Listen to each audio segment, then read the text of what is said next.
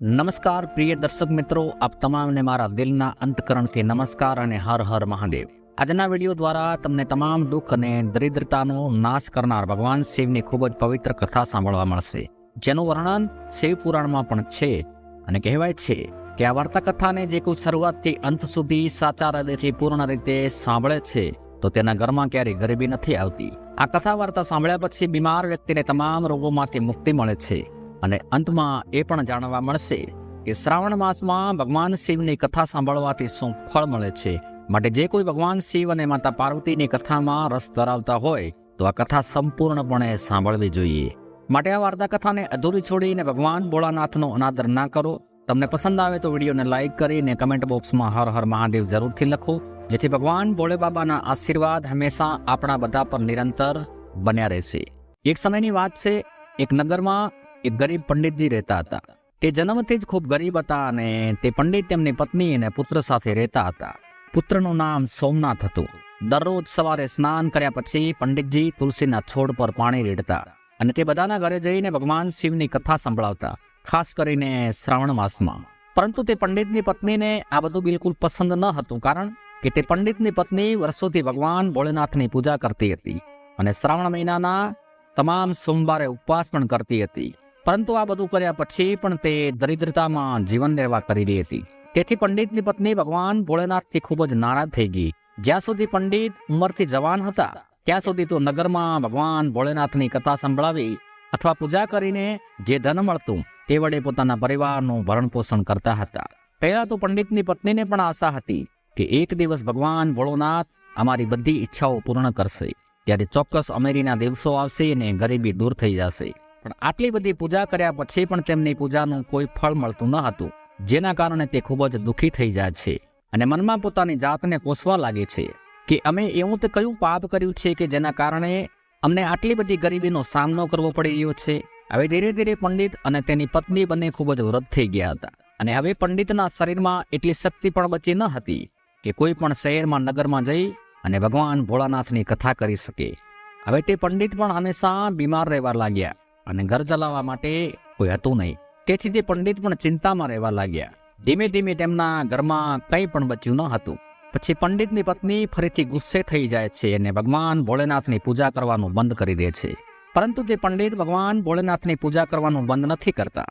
તો એક દિવસ તે પંડિતની પત્ની ગુસ્સે થઈને તેના પતિને કહે છે કે હે નાથ, આપણે બંને ભગવાન ભોળેનાથની પૂજા ક્યાં સુધી કરીશું? કારણ કે ભગવાન શિવ શંભુની પૂજા કરતા આપણે બંને થાકી ગયા અને હવે તો વ્રત થઈ ગયા. પરંતુ હજી પણ આપણાને આટલી બધી પૂજા કરવાથી કોઈ પરિણામ મળ્યું નથી, કોઈ ફળ મળ્યું નથી. આપણે આટલી બધી ગરીબીમાંથી પીડાઈએ છીએ, આપણી ગરીબી દૂર નથી થઈ, ઉલટું આપણે પહેલા કરતાં પણ વધુ ગરીબ થઈ ગયા છીએ. પરંતુ હે નાથ, હું જ મૂર્ખ છું કે મેં એક વખત ભગવાન ભોળાનાથની પૂજા કરવાનું બંધ કરી દીધું હતું અને ફરીથી શરૂ કર્યું. શ્રાવણ મહિનાના બધા સોમવારના મેં ઉપવાસ કર્યા. મેં ના દિવસ જોયો કે ના મેં રાત જોઈ. મેં તન મન અને ધનથી ભગવાન ભોળાનાથની પૂજા કરી, ભક્તિ કરી, ઉપવાસ કર્યા, દરરોજ તપ કર્યું અને મારું શરીર નબળું પાડી દીધું. આ બધું કર્યા પછી પણ મને કોઈ પરિણામ મળ્યું નહીં. અને હવે તમારો શિવ આપણાને શું આપશે કે તમે દરરોજ શિવલિંગને જળ ચડાવો છો? પોતાની પત્નીની વાત સાંભળીને પંડિતે તેને કંઈ પણ કહ્યું નહીં, કારણ કે તેમને પોતાના પ્રિય ભગવાન ભોળાનાથ પર પૂર્ણ વિશ્વાસ હતો. બીજી તરફ તેમનો પુત્ર સોમનાથ હજી પણ શિક્ષણ મેળવી રહ્યો હતો અને થોડા દિવસોમાં તેનું શિક્ષણ પૂર્ણ થયું. તે તેના ઘરે આવ્યો અને જ્યારે તેણે તેના માતા પિતાને દુઃખમાં જોયા તો તેણે તેના ભવિષ્યના વિશે વિચાર્યા વિના તેણે તેના માતા પિતાની સેવા કરવાનું ચાલુ કર્યું અને તેમની બધી ઈચ્છાઓ પૂર્ણ કરવા લાગ્યો. તેણે ભગવાન ભોળાનાથની શહેર શહેરમાં જઈને કથાઓ સંભળાવી અને તેનું ભરણ પોષણ કરવા લાગ્યું. નગરમાં ભગવાન શિવનું મંદિર હતું.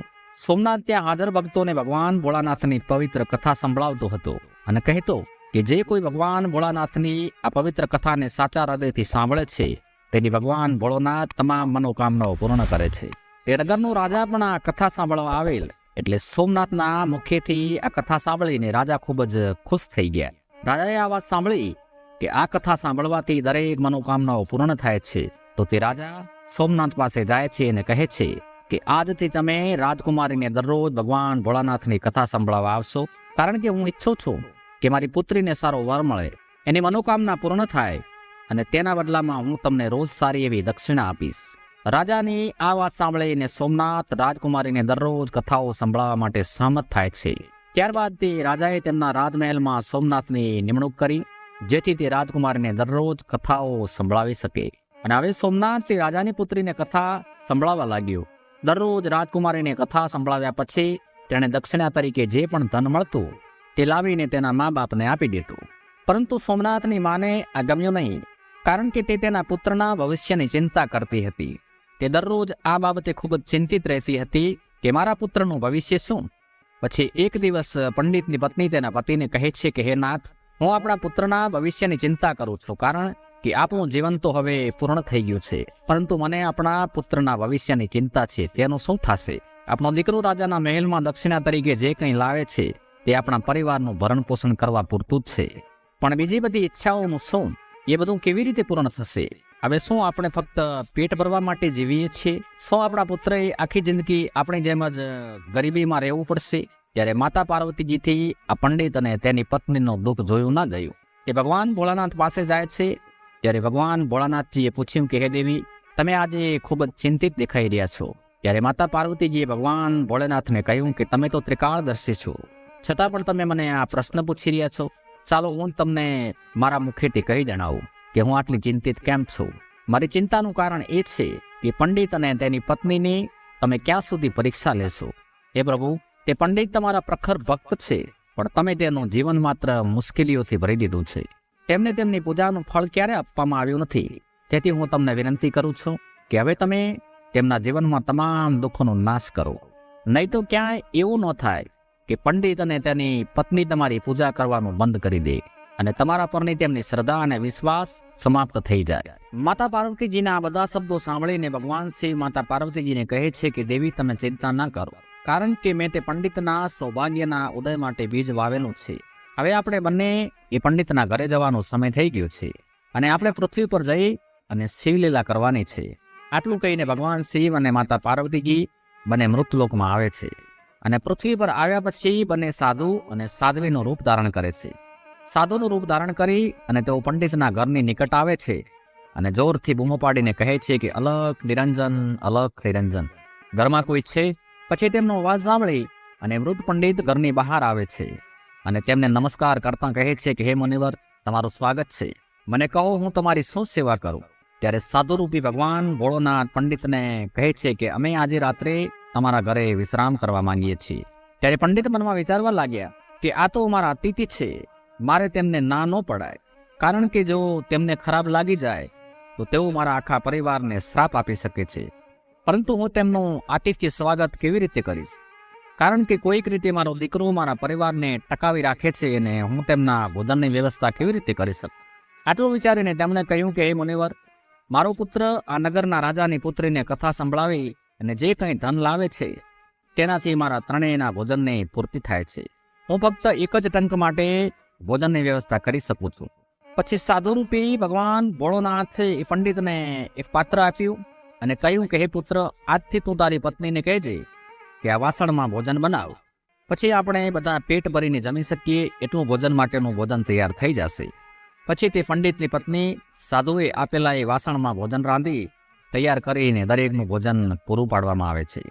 આ દ્રશ્ય જોઈને પંડિત, તેમની પત્ની અને પુત્ર ત્રણેય ખૂબ જ આશ્ચર્યચકિત થઈ ગયા અને ખૂબ જ ડરી ગયા. બીજે દિવસે સવારે ઉઠીને સોમનાથ રાજકુમારીને વાર્તા સંભળાવવા માટે જઈ રહ્યો હતો. ત્યારે અચાનક સાધુ બનીને આવેલા ભગવાન શિવે કહ્યું કે બેટા, તું ક્યાં જઈ રહ્યો છે? ત્યારે સોમનાથે તેમને કહ્યું કે હે મુનિવર, હવે હું આ નગરના રાજાની પુત્રીને રોજ કથા સંભળાવવા જાઉં છું અને આજે પણ રાજકુમારીની કથા સંભળાવવા જઈ રહ્યો છું. ત્યારે ભગવાન ભોળાનાથજીએ સોમનાથને કહ્યું કે હે પુત્ર, આજે જ્યારે તું રાજકુમારીને કથા સંભળાવે તો તેને પૂછજે કે તે પોતાની કઈ ઈચ્છા પૂરી કરવા માટે દરરોજ ભગવાન ભોળાનાથની કથા સાંભળે છે.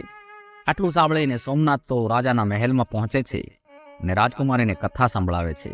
પછી સોમનાથે રાજકુમારીને એ જ પ્રશ્ન પૂછ્યો કે તમારી કઈ મનોકામના પૂર્ણ થાય તે માટે તમે દરરોજ કથા સાંભળો છો?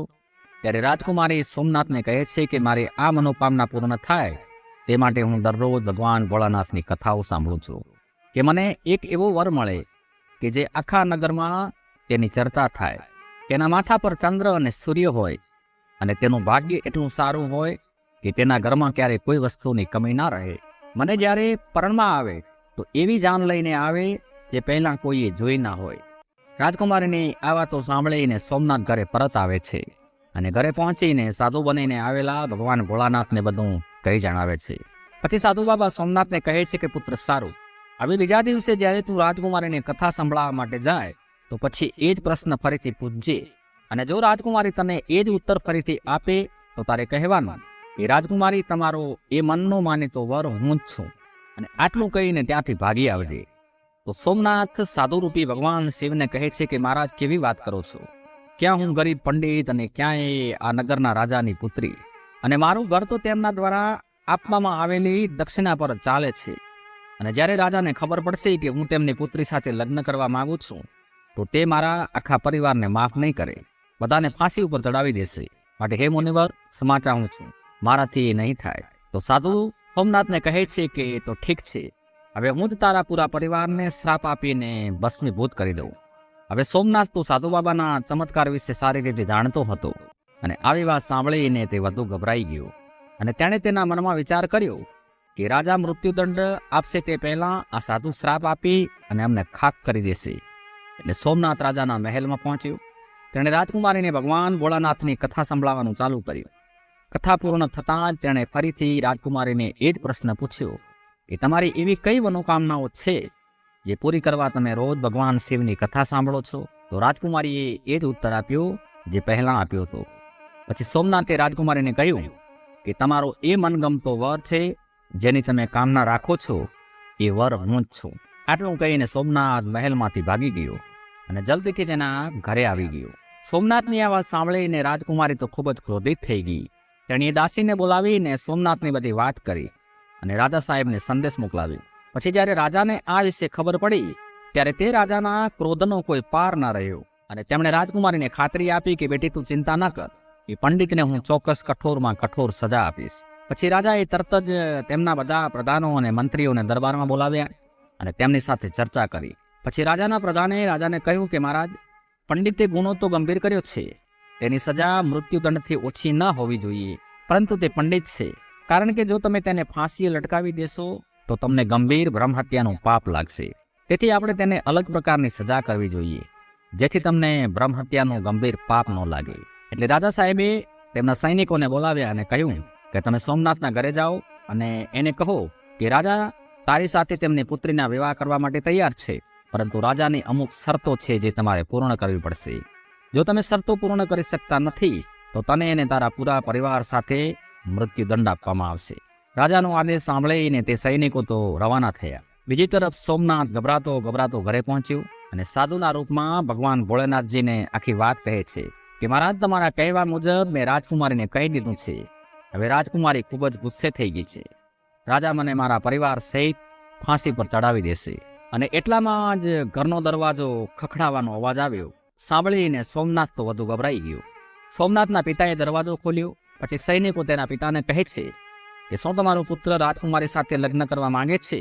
તો રાજા સાહેબ તૈયાર છે, પરંતુ રાજા સાહેબની કેટલી શરતો છે એ તમારે પૂર્ણ કરવી પડશે, નહીં તો તમારા આખા પરિવારને મૃત્યુદંડ આપવામાં આવશે.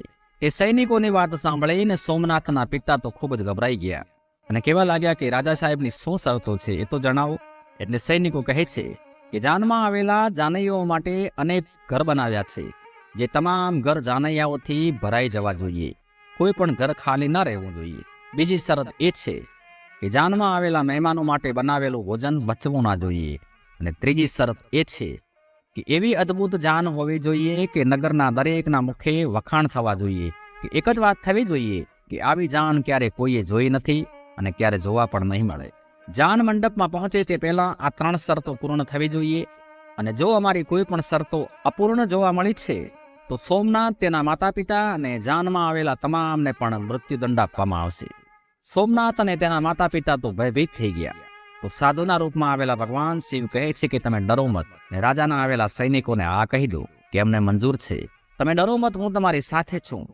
પછી સોમનાથે સૈનિકોને કહ્યું કે તમે લગ્નની તૈયારી શરૂ કરો, અમે જાન લઈને આવીશું અને રાજા સાહેબની શરતોનું પાલન પણ કરીશું. પછી તે રાજાના સૈનિકો તેમનો જવાબ લઈને નીકળી ગયા. જઈને રાજાને બધી વાત કંઈ જણાવી.